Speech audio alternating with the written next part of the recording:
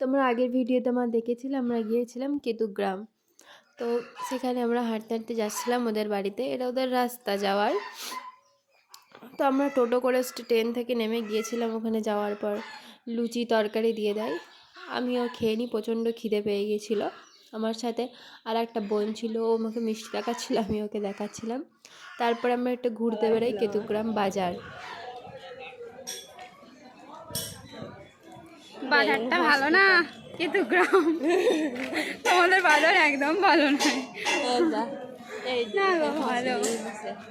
তো বাজারে থেকে ঘুরে আসার পর এখানে দেখি একদম রং টং খেলে অবস্থা খারাপ। আমি তো মোটেই ধারের কাছে ঘেঁষিনি, ঠিক আছে, কারণ ওখানকার জায়গা অন্যরকম।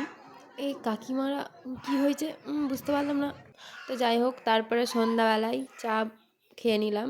খাওয়া দাওয়া করে আমি একদম ফুলটুজি হয়ে রেডি হয়ে গেছি, কারণ এখন খাওয়াবে বরমশাইকে থাল। সব থেকে দুঃখের বিষয় এটা, বরমশাই আমার থেকে অনেক ছোট, তারও বিয়ে হয়ে গেল, মানে নসিব। যাই হোক, আমার একদিন হবে। এখন ছাগলে ফুলটাকে খেয়ে নিয়েছে, তাই হয়নি। তো আমি দূর থেকে ভিডিওটা একটু নিচ্ছিলাম, তারপরে আমি চলে গেলাম বরমশাইকে থাল খাওয়াতে।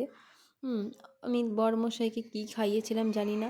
তো বন্ধুগণ, এতটুকুই, আবার পরে দেখা হবে, বাই বাই।